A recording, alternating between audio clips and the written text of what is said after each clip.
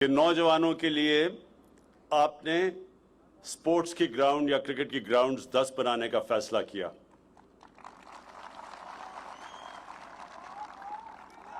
دونوں پہ میں پہلے بات کر دوں، پھر میں جو آپ نے اٹک کے لیے جو چیزیں آپ نے ریکویسٹ کی اس کے اوپر بات کرتا ہوں. سب سے پہلے تو جو درخت،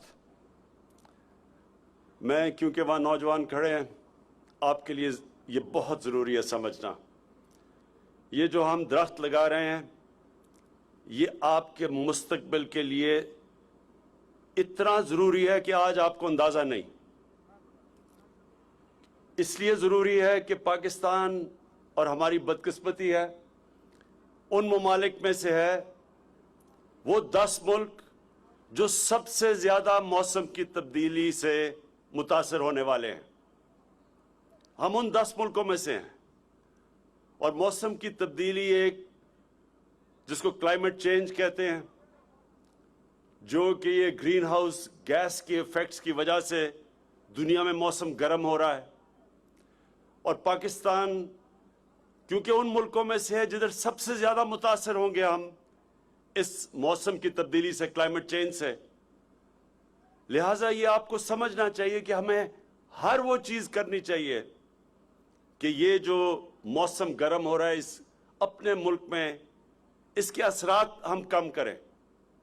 اور وہ ایک ہی طریقہ ہے کہ ہم پاکستان میں یہ جو 10 ارب درخت لگانے کا جو ہمارا پروگرام ہے اس کو آپ سب کامیاب کریں. آپ نے یہ جو درخت، یہ سارا علاقے میں جدھر 10 لاکھ، اس علاقے میں 10 لاکھ درخت لگیں گے، وہ میں آپ کے سامنے اب آپ سے یہ وعدہ لوں گا کہ آپ نے ان 10 لاکھ درختوں کی حفاظت کرنی ہے، اور ہم آپ کو کھیلوں کی گراؤنڈیں بنا کے دیں گے. درخت ہمارے مستقبل کے لیے ضروری ہیں، اور کھیلوں کی گراؤنڈیں ہمارے نوجوانوں کی صحت کے لیے ضروری ہے. بدقسمتی سے نہ ہم نے اس ملک میں درخت لگائے. 70 سال ہم نے جو انگریز بھی چھوڑ کے گیا تھا، جس طرح کے جنگلات، وہ بھی ہم نے ختم کر دیے. بڑے بڑے جنگلات تھے یہ، چھانگا مانگا کے، چیچا وطنی کے، کندیاں کے. میں بچپن میں ان جنگلوں میں خود دیکھے ہوئے ہیں. یا سارے پاکستان کے یہ جو پنجاب کے بڑے بڑے جنگلات ہیں، میں خود گیا ہوا ہوں ان میں. اور آج تباہی، ان جنگلوں کی تباہی ہو چکی ہے. زمینیں دے دی ہیں کسی کو، کئیوں پہ قبضے ہو گئے ہیں، بڑے بڑے درخت کاٹ دیے ہیں. تو اس کے اثرات پڑتے ہیں جو لاہور میں اب آپ دیکھ رہے ہیں. لاہور کے اندر پچھلے 20 سالوں میں 70% درخت کاٹ دیے ہیں. اس کا نتیجہ یہ ہے کہ جو پولوشن اب لاہور میں ہے، جو آلودگی ہے، وہ بوڑھوں کے بھی اور بچوں کی صحت کے لیے نہایت ہی خطرناک ہے. اور یہ خطرہ بڑھتا جائے گا جب تک کہ ہم اب بحیثیت قوم یہ فیصلہ نہ کریں کہ ہم نے اپنی تقدیر بدلنی ہے، ہم نے ریورس کرنا ہے کلائمیٹ چینج، اور ہم نے درخت لگانے ہیں. تو یہ درخت بھی یہاں لگیں گے، اور آپ کی 10 کرکٹ گراؤنڈ بھی ہم آپ کے لیے یہاں اس سارے علاقے میں بنائیں گے. تو اچھا سن لیں، اگر ہم نے یہ دیکھا کہ درخت آپ ان کی حفاظت نہیں کر رہے، تو آپ کی ایک کرکٹ گراؤنڈ کم ہونی شروع ہو جائے گی، اور ادھر بھی درخت لگ جائیں گے. اس لیے آپ کے اوپر ہے. دوسری چیز امین اسلم نے بات کی کہ یہاں اٹک میں یونیورسل ہیلتھ کوریج، مطلب یہ کہ جتنے بھی یہاں خاندان ہیں سب کے پاس ہیلتھ انشورنس ہو. کہ ہمیں ایسے پاکستان میں ایک فضا بنا دیا ہے کہ جناب کرپشن تو ہوتی ہے، کوئی بری چیز نہیں ہے. یہ میں آپ سب کو کہنا چاہتا ہوں کہ اگر آپ مجھے ایک مثال بتا دیں آج کہ ایک ملک خوشحال بھی ہو اور وہاں کرپشن بھی ہو. اور کرپشن کون سی، ملک کو کون سی کرپشن تباہ کرتی ہے؟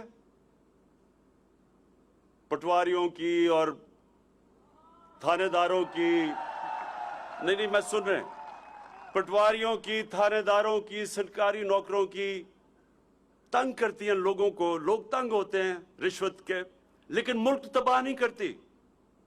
मुल्क तबाह करता है, एक मुल्क तबाह तब होता है जब उसका वजीर आजम और उसके वजीर करप्शन करनी शुरू कर दे, तब मुल्क तबाह होता है। और ये क्यों, अब ये जरा सुन लें, क्योंकि मेरा काम है आपकी तरबियत भी करना। आपको समझ आनी चाहिए कि ये हो क्या रहा है। मैं जब प्राइम मिनिस्टर होते हुए जब मैं पैसा चोरी करता हूं तो मेरी मजबूरी होती है कि मैं वो पैसा मुल्क से बाहर लेके जाऊं, नहीं तो लोगों को नजर आ जाएगा। इसलिए मैं चोरी करता हूं। पहला नुकसान, उस चोरी के पैसे को जब मैं मुल्क से बाहर भेजता हूं तो मैं उससे भी बड़ा नुकसान करता हूं, जिसको मनी लॉन्ड्रिंग कहते हैं। और जब आपका प्राइम मिनिस्टर शुरू हो जाए चोरी करने, और बड़े बड़े उसके और उसके बच्चों के बाहर महलातों लंदन के सबसे अमीर इलाकों में, और उसके वजीर भी फिर शुरू हो जाए कामा लेके पैसे बाहर निकालना, तो तब वो मुल्क तबाह होता है और मकरूज होता है।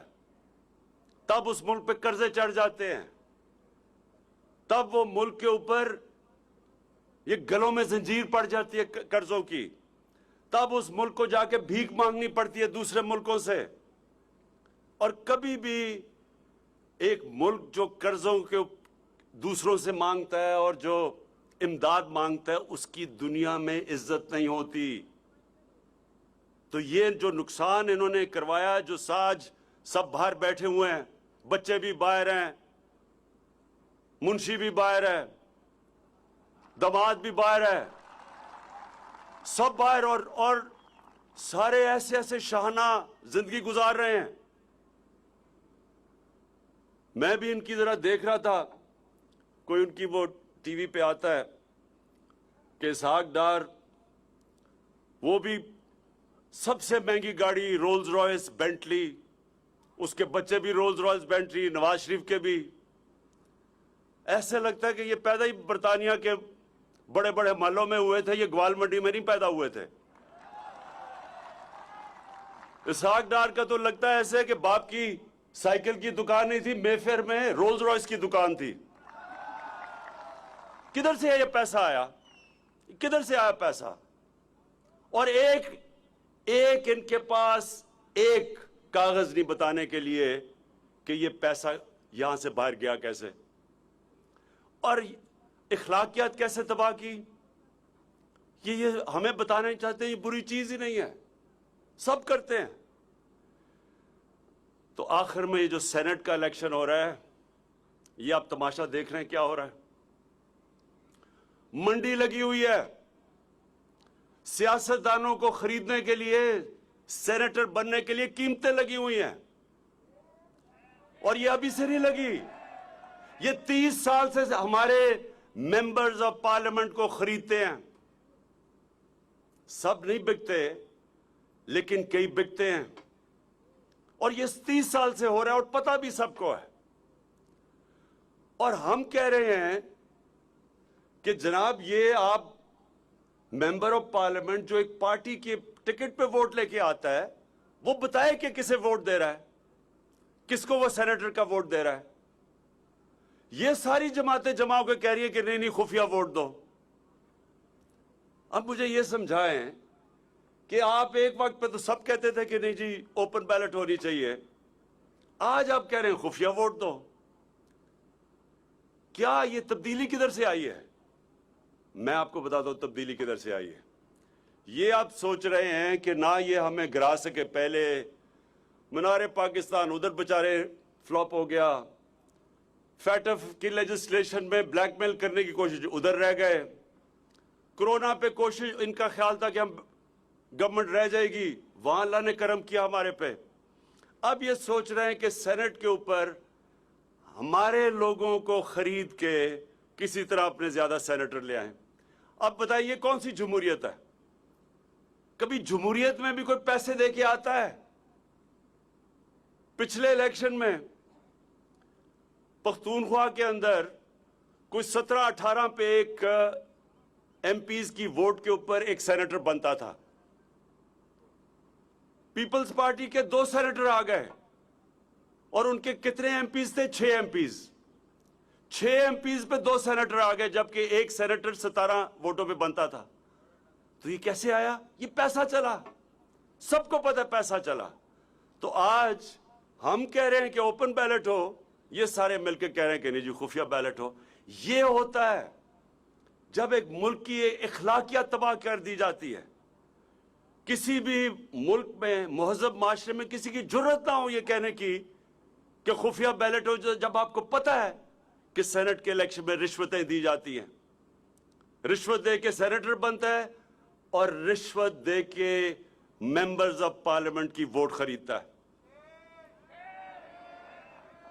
اور جو سینیٹر کروڑوں روپیہ خرچ کر کے بن کے آئے گا, وہ کیا عوام کی خدمت کرنے آئے گا؟